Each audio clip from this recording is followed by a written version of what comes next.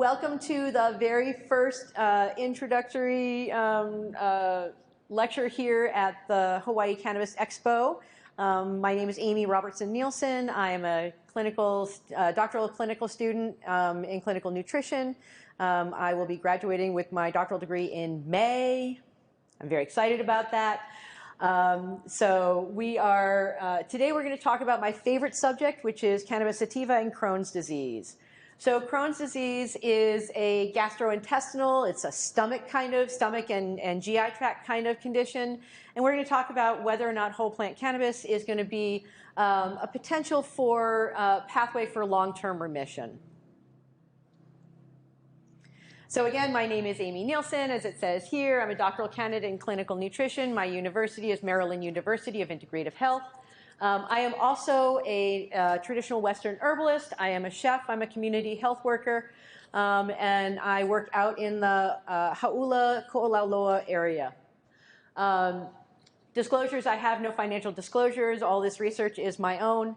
This is a narrative review based on my clinical observations and my personal clinical research. This is how we tell stories in science literature. Narrative reviews are usually a topic and then a discussion of what is currently in literature for that topic. So let's dive right in. What is the historical and anecdotal evidence for cannabis sativa in abdominal and GI tract issues? This is from the Felter and Lloyd quote that we have up here. Is, if you read the date on that, 1898. So this is a very old quote. I like going back in history. This plant has been around and working with us for more than 5,000 years. It predates humans. So Felter and Lloyd, way back in 1898, said it should be administered in painful states of the stomach, as in gastric neuralgia, nervous gastralgia, gastric ulcers, where opium is inadmissible and pain is due to indigestion. So way back then, they already knew that this plant was useful for these things. Patients often report that cannabis can relieve the symptoms including abdominal pain, nausea, diarrhea, anorexia and cachexia. Cachexia is the inability to eat.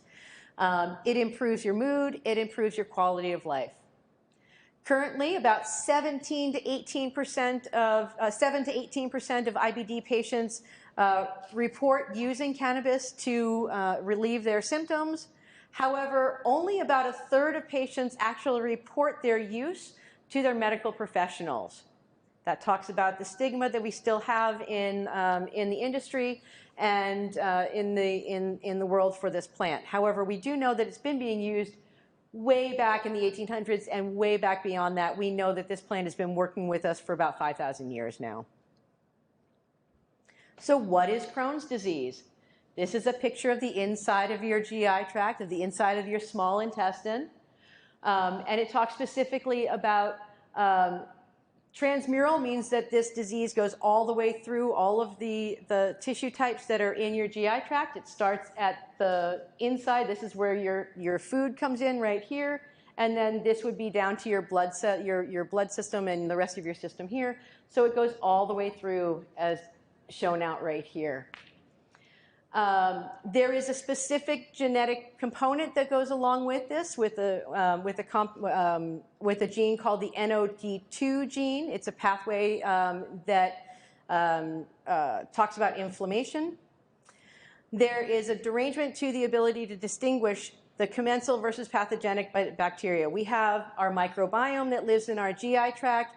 This NOD2 gene changes how we are able to understand and assess the problem bacteria that are in our GI tract and those that are supposed to be there. It upregulates the inflammatory process. It causes what's called skip lesions. So that means on the inside of the GI tract, you will have areas that have inflammation and areas that don't. Those areas have this really very distinct cobblestone look. That's what they're talking about here, is this cobblestoning look here. And then on the outside of your intestine, there's this very specific brown fat cap. It's called mesenteric fat, mesenteric adipose tissue, and that's the other distinguishing tissue for Crohn's disease. The way that it works, the way that we develop Crohn's disease, there are these causative agents, things that cause Crohn's disease. We don't know exactly how we develop Crohn's disease, but we think that it starts with some bacteria, viruses, and possibly dietary inflammation. Then we get some other environmental inflammation, environmental triggers, and then we get some of our genetic pieces as well. That causes these intestinal bacteria to get all, to change their communities, and change their digestive enzymes and the bile acids that you have in your system. So those are depleted in this system. Some of the initiating triggers for Crohn's disease, toxicant-induced loss of tolerance. This is something, we were talking about this a little bit earlier just before we started this presentation. We live in an environment, our bodies are designed to live in an environment where we have 80% good stuff and 20% bad stuff. That's why we have a liver and that's why we have kidneys, to clear that bad stuff out of our system. These days, we live in a world where we have 80% bad stuff and 20% good stuff, right? So that's that toxicant-induced loss of tolerance means that there's so many toxicants out there that we lose tolerance for everything. So we don't have the ability to clear anything. So other initiating triggers for this, number one is smoking. Number one cause for Crohn's disease is smoking. Also, lower plasma levels of vitamin D. We all live inside, we put on lots of sunscreen. Even here in Hawaii, we have a large number of our population that has a very low amount of vitamin D in their system. Increasing your vitamin D increases the ability for your GI tract to stay intact. Oral contraceptives can be an initiating trigger. Postmenopausal hormone replacement, so all those ladies on HRT, this is another one.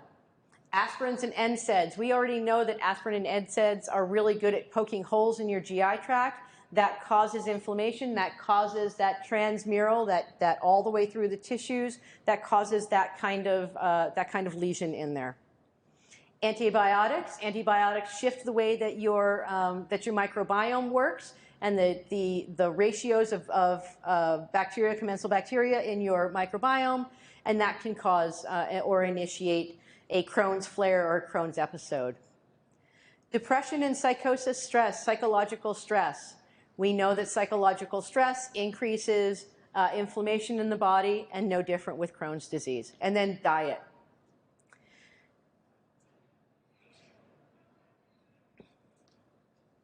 NOD2, Crohn's disease is caused by a loss of regulatory capacity of the immune apparatus.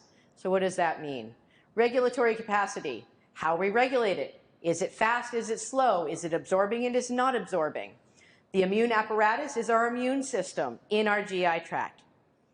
NOD2 is a intercellular bacterial sensor. That means that it lives between your cells and it senses the bacteria between your cells, and its mutations are associated with the development of Crohn's disease.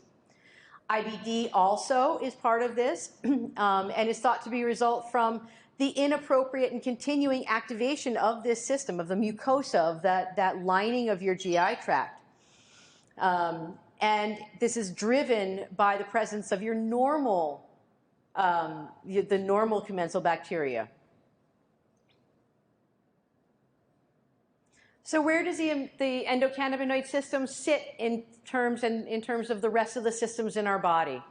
Well, the endocannabinoid system, short ECS because it's a really long word, sits right here in the middle between your central nervous system, your HPA axis, that's the hypothalamus pituitary adrenal axis.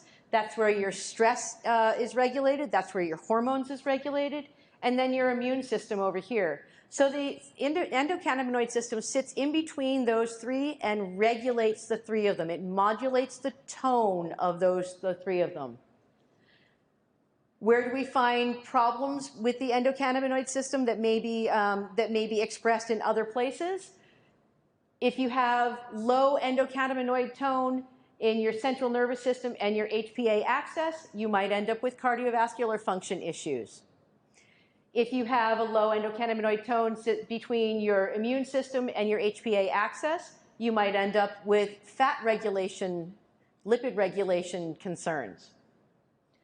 And then between the immune system and the central nervous system, you may end up with glucose regulation concerns, and that's where type 2 diabetes comes in. So lipid regulation is going to be obesity, cardiovascular function, and then glucose regulation. What does the normal endocannabinoid look like in the human GI tract? This is a really, really great paper. If you're interested in the GI tract and the endocannabinoid system, please take a look at this 2016 paper. It's really, really good and goes into some very, very specific detail about where in the GI tract the different cannabinoid, the different parts of the endocannabinoid system are maintained. So in the GI epithelium, that means those are the cells that are right between, that are the ones that are actually doing the absorbing, that are right there, touching the microbiome, touching the food, touching things like that that are coming through. There's a lot of CB1. There's a lot of, these are two enzymes of synthesis, so that means that they are making parts of the endocannabinoid system. And then these two down here, NAPDL and DAGL, those ones are degrading, so those ones are clearing the endocannabinoid system. Those are in your epithelium, so those are in the cells of the lining of your gut. The enteric nervous system, your GI tract has its own nervous system. I'm sure you've heard that the GI tract is your second brain, so your gut is your second brain. If you think about it, we have a gut reaction to something, right? You know it, and that has a very specific feel in your body. That's exactly this right here. That's where CB1 and CB2 are both very highly expressed in that enteric nervous system. So in that's remember if we go back to the other slide, that's this space right here. That's right here between the central nervous system and your immune system. That's your enteric nervous system here. Your blood vessels and your smooth muscle layers. There's a lot of CB1 and CB2 receptors down there as well as some of our enzymes of synthesis and degradation down there. So what happened? That's the normal side. That's what it's supposed to normally look like, right? When we get to inflammation in your GI tract, in the epithelium, in those cells that are lining your GI tract, CB2 goes way up in inflammation. We're going to talk about why CB2 goes way up in inflammation. You see that the MAGL and the DAGL, those are the two enzymes of synthesis, so those make the endocannabinoids in your body. Those are also upregulated. However, NAPDL, which is a degradation, which is one of those enzymes that clears your endocannabinoids, that goes down. So what does that say? If CB2 goes up and the enzymes of synthesis go up, it means that it's working on modulating that tone. And if the enzyme of degradation goes down, it means that it's holding those things that are helping relieve the inflammation in the system longer, because you can't clear them as quickly when that's down. Lumina propria immunocytes, that's a big fancy science word. Lumina propria is the hole that the food goes down. Remember, you've got a big tube through the middle of your body. That's called the lumina propria, that space inside there that the food goes down, that's called the lumina propria. Immunocytes are immune cells. Immunocytes are cells.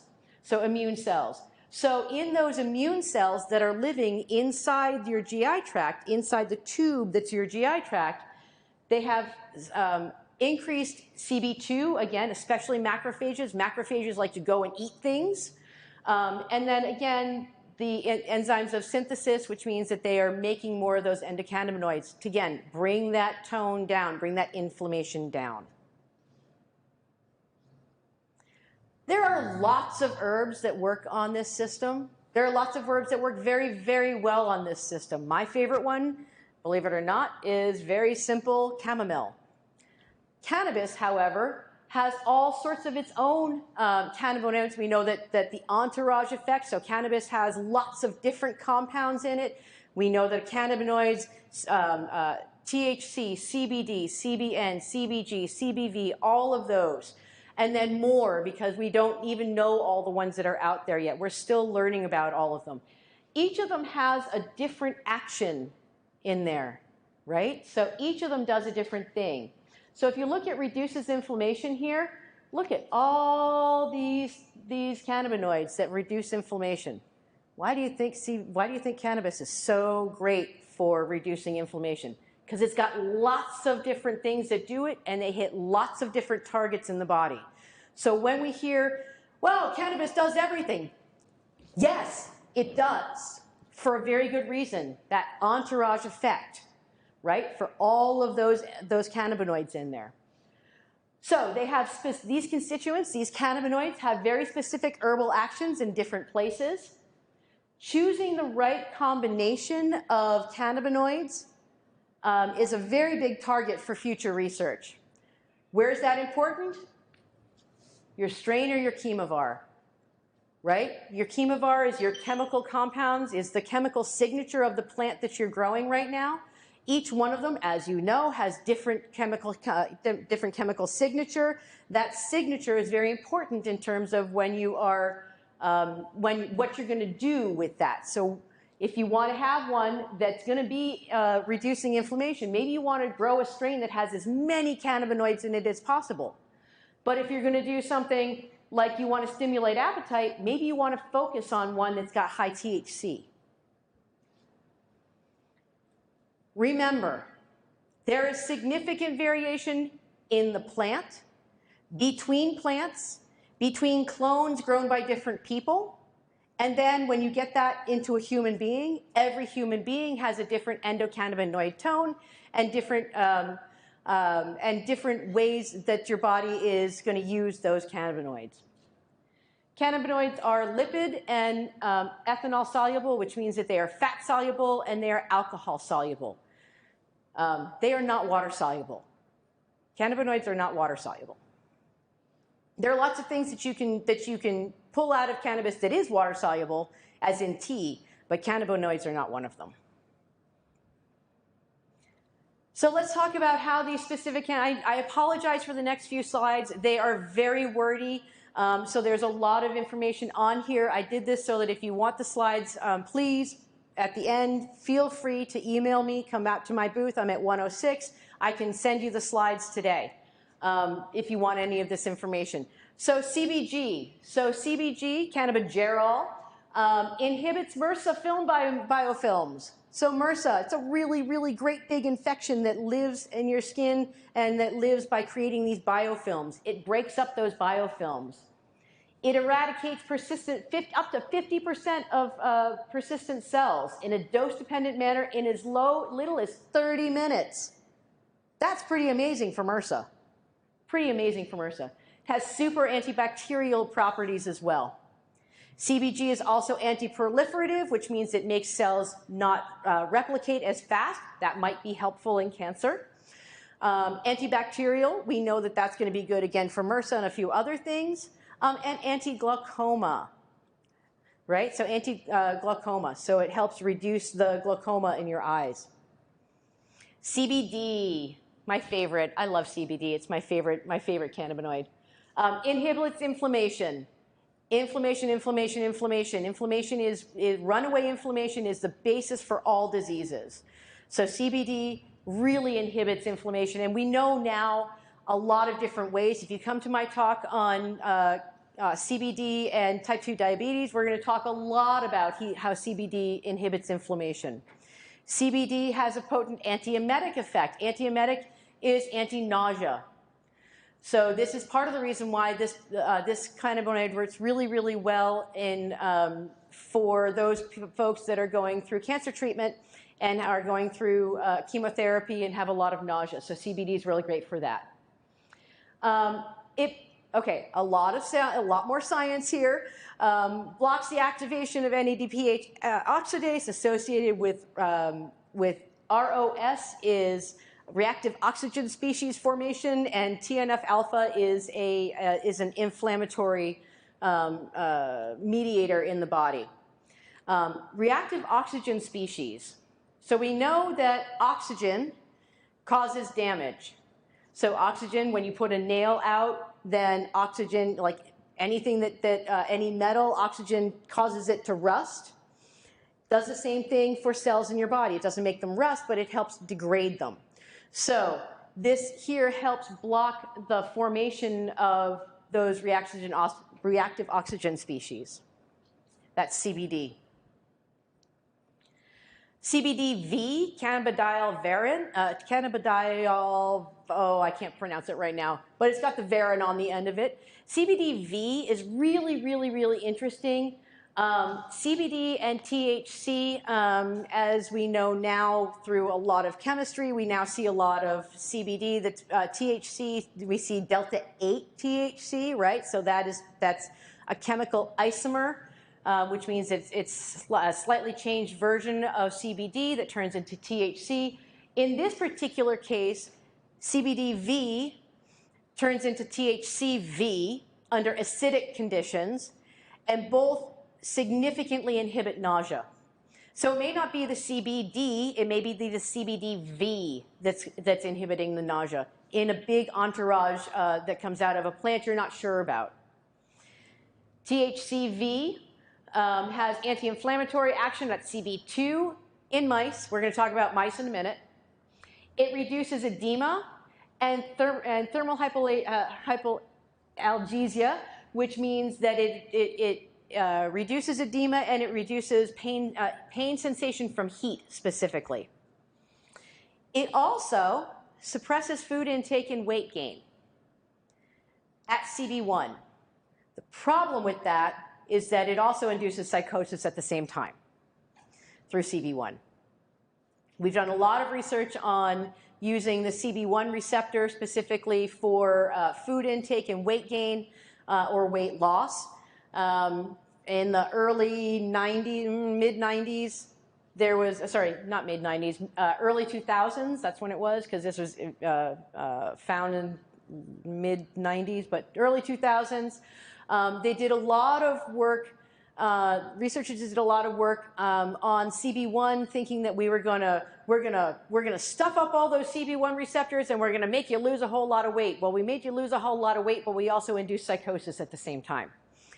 And that's because these receptors are throughout the body. They're not only in the lower GI tract, they're not only in the lower half of your body, but they're in your brain as well. So if you block it in your lower half of your body, it will go through the blood-brain barrier and it will change the way that it affects your brain. THC, we love THC. It's the one that makes us all happy and stuff. However, THC is able to reverse and suppress macrophage activation. This is good and bad. So macrophages are the little cells that like to go and eat things. They're the munchy guys like this. When you reverse and suppress those, that may be a good thing if they're running away with your system. But if they're not, then you may not want to suppress those, because you really want to make sure that those macrophages are still doing their job, right? THCA. We have our acid forms. Anybody remember the difference between THC and THCA? THC is decarboxylized, right? So THCA is the acid form. That comes from plants that have not been heated. If you heat THC, you bang off that acid, and then you get THC. THCA, through one very specific receptor called GPR55, is super anti-inflammatory. So you may not want to burn all of your cannabis. Maybe you want to make a tincture or a sublingual that's out of raw or cured cannabis where you're using the THCA, and that's going to help you as an anti-inflammatory modulator as well. THCP. I can guarantee very few people in this room have heard about THCP. So THCP is the perfect fit for the CB1 receptor. There's very little of this in most cannabis strains. Very, very little of it, because it has the highest affinity for CB1 and it induces the highest psychological or intoxicating effect. and that's THCP. However, THCP also has a 33 to 63% higher affinity for those things than the THCA or the THCV that we talked about before. So that means that it's going to do those things, that anti-inflammatory thing that THCA does, it's going to do it even better, up to 33 to 63% better. Tiny little bits in your plant, though. Tiny little bits. Terpenes. So we've talked about all the cannabinoids, or at least a few of the cannabinoids, and how they're going to modulate the inflammation and how they're going to modulate some of the other factors in Crohn's disease in your GI tract, specifically lowering the inflammation and modulating how the cells connect together in your GI tract. Terpenes are the most studied of any of the constituents pretty much of any plant medicine are the terpenes.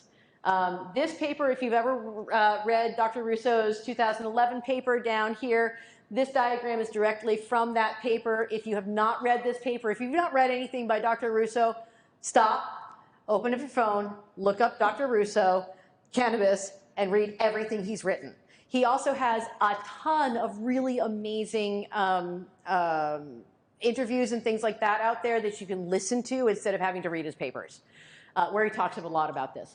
But he is super interested in terpenes in particular. So terpenes are bioactive molecules that are responsible for the smell of essential oils. They are the most bioactive compounds in any plant. So bioactive means that it's going to work on your body, right? Bioactive. They are water soluble, not lipid soluble, not fat soluble, and they are very volatile, all right? Remember we said that cannabinoids are not water soluble? These guys are water soluble, some of them. How do terpenes affect motility in Crohn's flares? Motility means how fast your GI tract is processing things. Diarrhea, that's motility, right? Constipation, that's motility, right? I'm a nutritionist, I talk a lot of poop, okay? It's just what I do, especially working with Crohn's and other GI disorders. However, this is a really great little diagram here about some of our most common of our terpenes out here. The difficulty with using terpenes therapeutically is that they're so volatile. You open it up, you know, if you've opened a container of a little essential oil of peppermint, I could put an essential oil of peppermint out there in the back corner of this room, and within 15 minutes I'll be able to smell it up here. Those molecules move around very quickly. So they're very hard to sort of to get into medicines. However, they are super helpful in terms of motility. So these are ones that we find in cannabis a lot. Myrcene, we find myrcene in, myrcene is sort of a musky, peppery kind of smell or taste. Pinene smells like pine trees. Yes, it does. Phytol is not one that we talk an awful lot about. It has sort of another musky sort of smell to it. Terpinolene and alpha terpiol, those two are sort of spicy, and they are also in cloves and in cinnamon. Limonene here, lemons, limes. That's where that one comes from. Linalool is in lavender as well. And beta-caryophyllene. Beta-caryophyllene is the one that's in the vast majority of plants out there that have any kind of smell to it. Beta-caryophyllene is in most of, when you have an indica that's really sleepy, then that's what you're smelling. I'm going to go through these a little bit quickly. I'm not going to read through each of these ones specifically, but know that alpha-pinene is anti-inflammatory. It's a bronchodilator. It's a memory aid. Alpha-pinene in rosemary. Rosemary for remembrance. That's what you're thinking about here. It's a potent antibiotic. Limonene is a precursor to every other terpene. So limonene can turn into lots of other things too. It's very readily metabolized. It's also possibly stored in your adipose tissue, just like your cannabinoids are stored in your adipose tissue and your fat tissues. It's anxiolytic, and immune producing. It's an antioxidant. Beta-caryophyllene is a full agonist to CB2. So this guy down here, beta-caryophyllene is a full agonist to CB2. That means it attaches to the CB2 receptor really, really well. Super anti-inflammatory. Caryophyllene oxide is a different compound than beta-caryophyllene, but it works very similarly.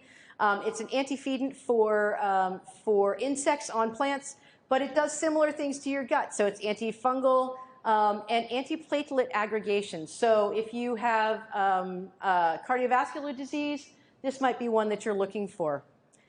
Myrcene we talked about, reducing inflammation. It's also a muscle relaxant, and it's also analgesic, which means that it deals with pain. Linalool, think about lavender. Where do we see lavender? We see lavender in all of our sleep aids, and that's exactly what it does. It's super sedating. It's also helps with pain, anti-nociceptive, anticonvulsant, anxiolytic, which means it's a pain, and then it's sedating. Nerolidol is an interesting one. It's also very sedating. It smells musty, like basement musty. So if you've got a cannabis strain that you open it up and go, ooh, that smells like my grandma's basement, that's this one here. That's nerolidol. Phytol increases GABA, which means it's going to slow your system down. But it also prevents vitamin A tetragenesis, which means that it helps vitamin A not switch forms. What are the problems in the current available literature? There is plenty of evidence that's discussing the metabolism and function of cannabis sativa, but there's not an awful lot of objective evidence in literature supporting specifically Crohn's disease. So we know a lot of things that it can do to help with Crohn's disease, like anti-inflammatory, antiemetic, helps with nausea, helps with motility, but there are no studies, or very few studies, and we'll show you them in a second, that talk about Crohn's disease specifically. Population studies, it's super hard to do human trials right now. We can't even do them in the United States. All the human trials are being done in Europe or in Israel still. And the safety profile. There are several adverse reactions noted for cannabis, believe it or not. We know that certain strains and certain amounts of THC can cause certain people to have psychosis, psychotic episodes. We also know that for some people, CBD and THC can cause GI upset. So there are a couple of other ways that it may or may not be the right substance for certain people. There are no deaths reported from cannabis. That's because there are no CB receptors in the brainstem, which is where you control your breathing, and that's where you get in trouble if you have the cells in your brainstem and controlled breathing. That's when we get into problems with like cocaine and things like that, where it changes your respiration, it changes your breathing. There are none of those in cannabis, and it is generally well tolerated by most people. So this is the extent of all of the studies currently that we have with cannabis, humans, and Crohn's disease. Count them, 3. That's it, right? Because we can't do this work yet. Yet is the big problem, the big word there. Yet. We want to be able to do this research. Descheduling is the way to do that. Not rescheduling, descheduling. Why do we need to have human studies rather than mouse studies? Well, mice are great, and we know a lot about how cannabis works in mice. But we also know that particularly for Crohn's disease, remember at the very beginning we talked about the NOD2 genes and how those affect the sensing of the right microbes in your GI tract, and that's what's specifically broken in Crohn's disease, is this NOD2. Well, In humans that are homozygous, means that we have 2 copies of this particular SNP, this particular variant of the NOD2 gene, me, develop Crohn's disease automatically. Mice, doesn't happen. They have to induce it. They have to give the mice stuff that makes their GI tract bad in order to make them have Crohn's disease. So we're not using the same cells, the same pathways, the way that they happen in the in the human GI tract. The other problem is that in mice, their CB2 receptor functions and looks very different. Whole different amino acid sequence, whole different receptor sites sitting where it sits on the cells, whole different places that they sit in the body. So that's going to change how that system works. So mice, not the greatest analog for humans in terms of Crohn's disease and and cannabis work specifically. Mice are cute. We know a lot of things about mice, just not an awful lot about Crohn's and cannabis yet. Questions? Any questions and conversations from the group out there? I know. I'm the first one. It's quiet. Yes, go ahead. Well, again, this part said, maybe this was answered, but with terpenes, right, are you really getting the same terpene profile if you're getting it in an edible or a tincture versus the actual flower when it's fresh? No, you can't possibly be, unless they are augmented to simulate the same strain, because terpenes are so incredibly volatile. So and this is a good question, when you extract from cannabis, how you extract, my favorite teacher, Dr. Kevin Spellman, says when you make an extraction from cannabis, you make a decision as to what you're going to leave behind. So every time you choose whether you're going to use alcohol, or you're going to use glycerin, or you're going to smoke or anything like that, you choose what you're going to leave behind. And that's why your tincture of AC/DC is going to work differently than an edible with AC/DC, than smoking AC/DC, than even vaping AC/DC. So it's going to be different because every time you make an extraction, you choose what you're going to leave behind, and you're only using those things that can be extracted in that particular process. So with terpenes, it's doubly that way because of the volatility of those compounds. Good question. Anything else? Any other questions?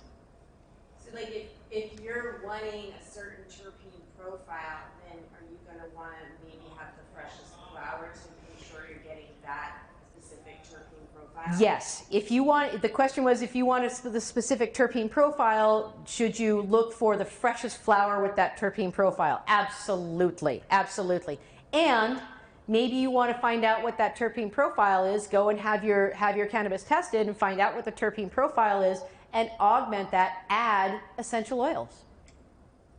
Right?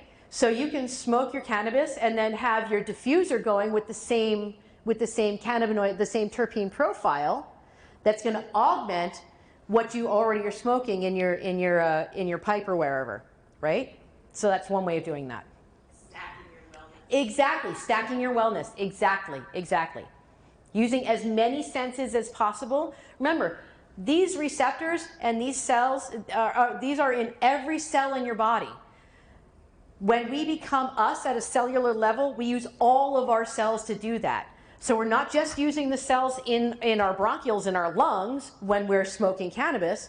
We're using our nose, we're using our mouth, we're using all of those pieces, right? We're using our GI tract as well, because some of that's going to go down there too, right? So if you can stack it, if you can augment. So this is one that I've heard recently, and I'm sure you guys have heard too, mangoes and cannabis, right? So mangoes have natural cannabinoids in them. And if you take those, if you make an edible with mangoes and your cannabis, you will have a different impact because they have their own cannabinoids that are augmenting that system. So that's why in India they drink the mango lassi with the... Yep, exactly, because you're stacking. Now, Ayurveda is so in India, you're talking about in India, Ayurveda is the master of stacking. Ayurveda and traditional Chinese medicine, TCM, both of those systems have been around so much longer than conventional Western medicine that they already understand all these pieces, and they've been doing this for so much longer, and stacking those things is absolutely what they do. And notice they're also using diet, right? Because diet is where you get a lot of your cannabinoids too. All right, any other questions? Sure. One more. So I'm just curious. I know there's lots of different reasons people will have a different impact, right? So for me, for example, I don't feel anything when I just CBD, and versus other people, it will calm them, or like there's an impact. Yep. And Yep. can you explain a little bit about what makes? Sure. That has to do with your endocannabinoid tone. So your tone is the number of receptors of all the various varieties of receptors in in your endocannabinoid system, and you may have a lower tone for CBD than somebody else does. So if you naturally have a lower tone for CBD, you will not have as much of a reaction to that to the ligand, to the thing that's going to attach to those cells. It also is going to depend on how you ingested that. So edibles, the least useful and the least effective and the least easy to titrate, so easy to sort of dose for yourself, because it's so dependent on what you ate, what you drank, whether you've got good bile function, do you even have a gallbladder, do you not? So edibles are really, really the least we call efficacious. So it's got the least profile for safety profile and useful profile for us. The fastest one is oral buccal. So through your cheeks or through under your tongue, sublingual or through your cheeks. Those are either glycerins or alcohols. There are some new nanotechnologies that are buccal as well. But those are your most effective ways. Obviously, the fastest way to get it in is through your lungs. Second is through your oral mucosal spray. Any other questions? Can All a right. person find out their endocannabinoid tone? No, not yet. Not yet. Yet is the operative term. We're working on it. We're working on it. You can test for your cannabinoids. You can test for your endocannabinoids, AEA, 2AG. There are blood tests to do that. They're not they're very specialized tests still. It's not like you can go to LabCorp and say, I want an endocannabinoid test and test all my endocannabinoids. It would be great. We're hoping that that's going to be happening soon, but it hasn't happened yet. All right. Thank you so much. I appreciate it, everybody.